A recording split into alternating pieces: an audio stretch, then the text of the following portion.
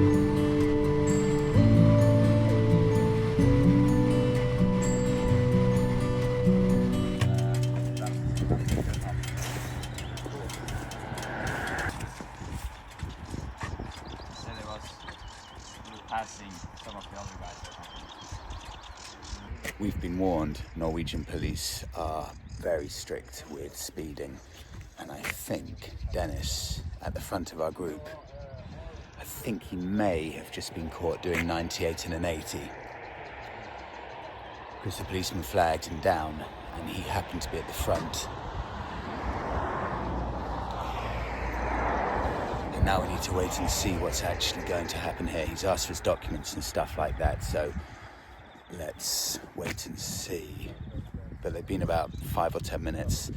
Quick update, done about an hour and a half to 2 hours. The weather is, well, the temperature's really cold now. It's quite bitter, but the scenery is absolutely spectacular. But it's going to be fascinating what actually happens here and what the outcome is. They're pulling over everyone here, and I've just heard possibly the fines are 700 euros. It's just going to be interesting how many of us have actually been caught. I mean, look, if we speed, we deserve it, so there's no complaints at all. I honestly don't know what I was doing. I was at the back of the pack. This car's just been pulled over as well. This is going to be painful. There cannot be any speeding out at all, because you can't be paying these massive fines like this. It's not worth it.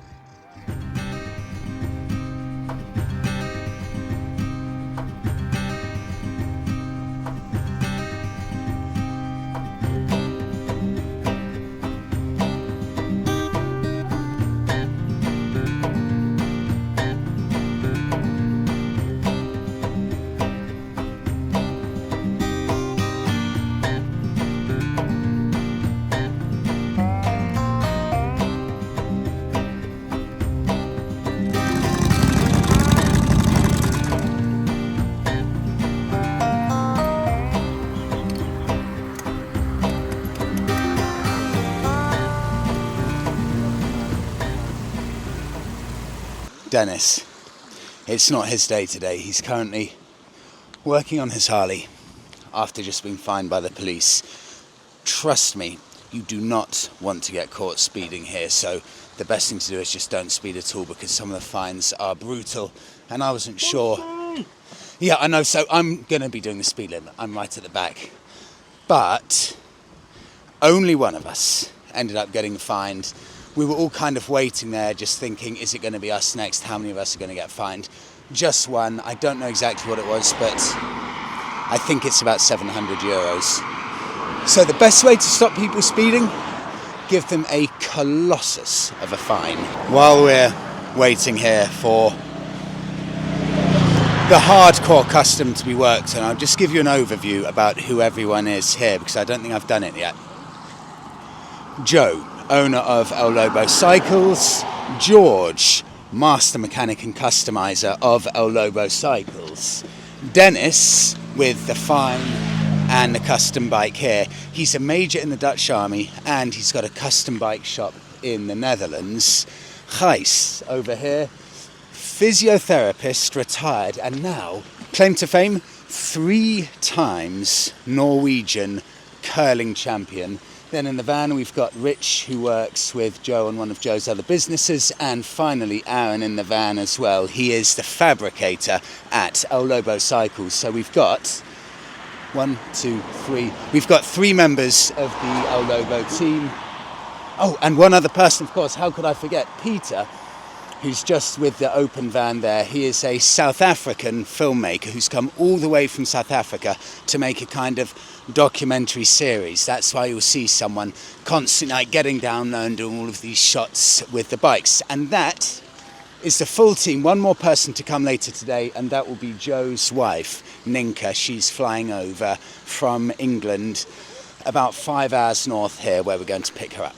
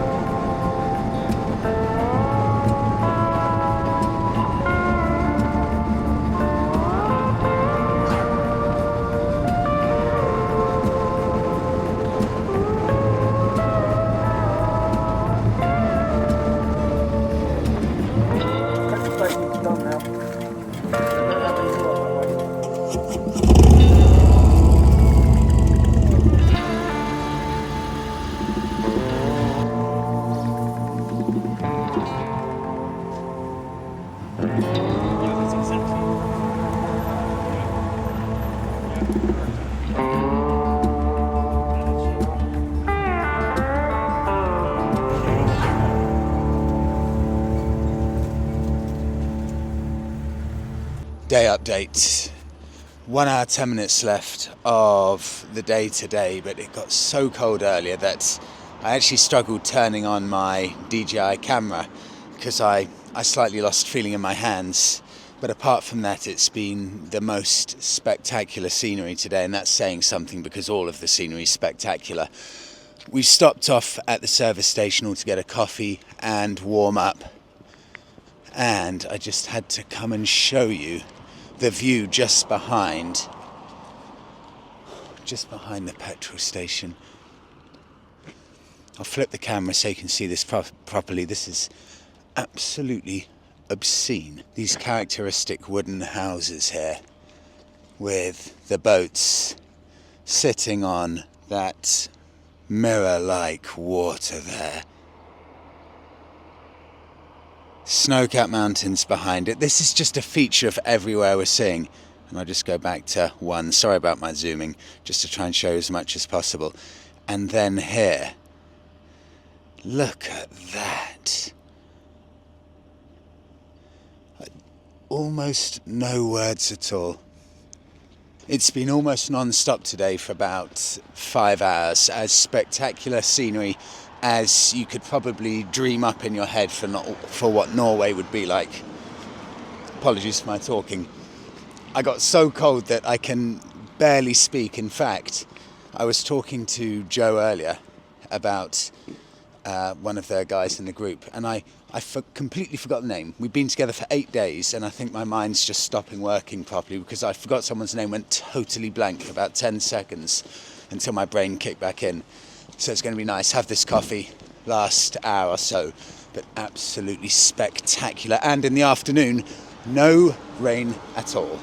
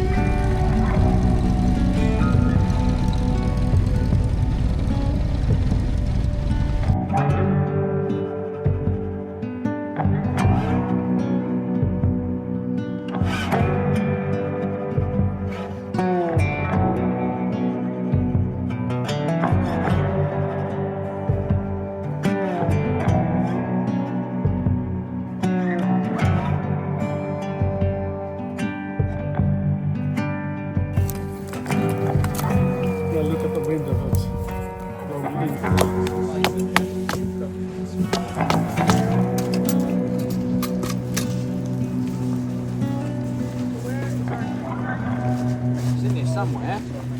Can't find it. What's this? Except mine. No Harley. 8:30. That's 12 and a half hours, pretty much, to get to our camping spot tonight. Oh, I can't tell you how good it feels though, just having the blue sky. We all feel exactly the same. It changes everything when you've got nice weather. Today was one of the best riding days I think I've ever had in my life. Today, Norway gave with both hands. They gave us the stunning scenery and they gave us, for most of it, glorious weather as well. And now just to hear the birds singing, blue sky, knowing that... I was about to look at my watch to see when it's the sunset, but I don't even think it's going to set today.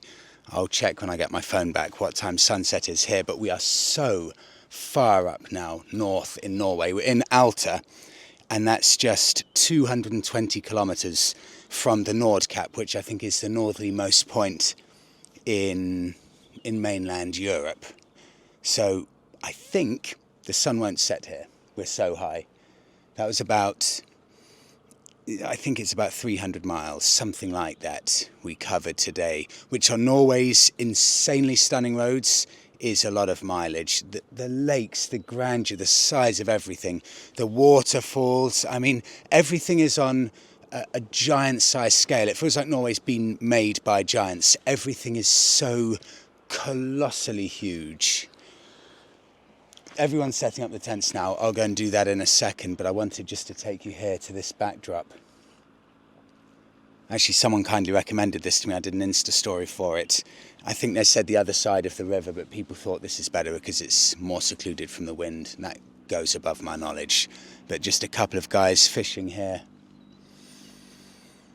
It's serene. I'll do a quick, because I don't think I've done this yet, I'll do a quick gear for the day. Or gear for the day, gear for the trip, just to show you what I've been wearing. I'll try and clip this. Sorry about the rummaging. I'll clip this here. So, Belstaff Brooklands jacket. It's been such a good jacket the entire trip, completely waterproof. And it's been torrential rain that's had to withstand. Triumph Heritage vest with, this is very kind of them, Goldtop. British company. They supplied all of us with base layers, so these are fantastic. These are called the Submariner jackets, or the Submariner jumpers, I should say.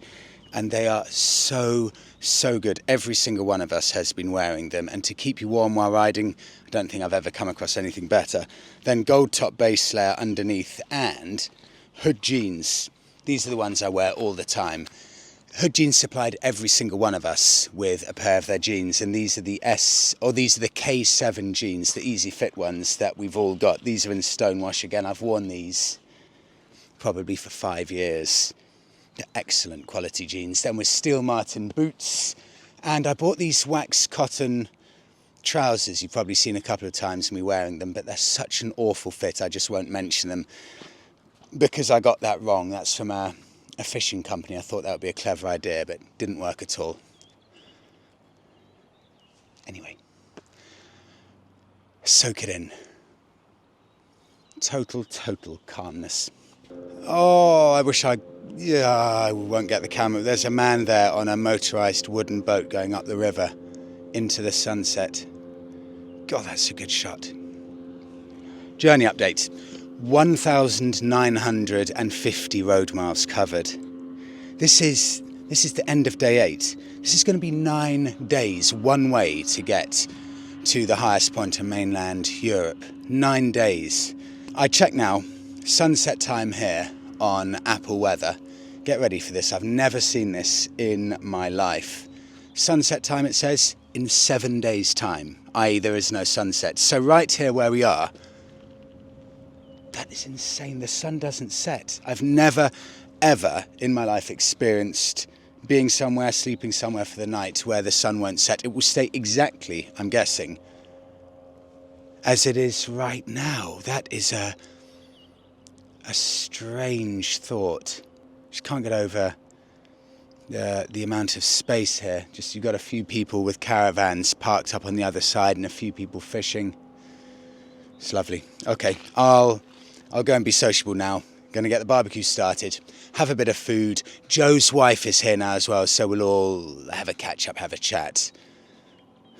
So nice. It feels like just before the final push tomorrow, feels like Norway has really treated us with this. Everything looks 10 times more beautiful when it's like this. It's really, really stunningly beautiful.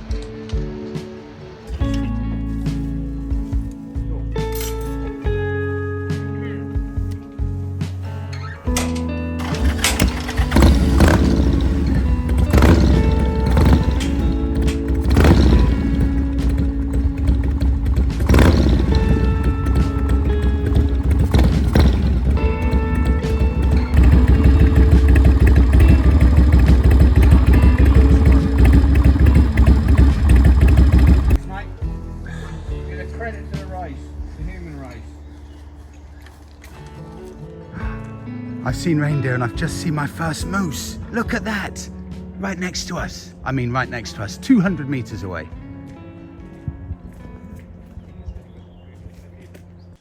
I just saw my first moose. That's amazing. So that is moose, one moose, and many reindeer seen. Now I just need to see if I can see a bear, and that's the big trio done. I was talking to Gijs, the Dutch gentleman who's lived in Norway for 40 years, who's the 3 times curling champion, Norwegian curling champion, which is incredible. He's the one driving the van. A great guy. And he was telling me about what it's like up here, this high up in Norway, where the sun doesn't set in the summer, but he said in the winter it's so polar opposite that for 4 months they don't see the sun. The sun rises just the most microscopic amount, so little that it's never actually seen for 4 months. And of course for some days where it's just pretty much complete darkness all the time. So what that means in reality is that when the summer comes and it's light all the time, they make the most of it, and even that's an understatement. Basically every door is open. So for example, even if it's almost midnight, you can just pop round without being invited. They're just so happy to see each other. They pack every day with being outside, doing stuff, popping round to each other's houses, even uninvited. It's just open door for everyone. It's like a pleasure overload when there's this much sun. Such an interesting way to live, isn't it?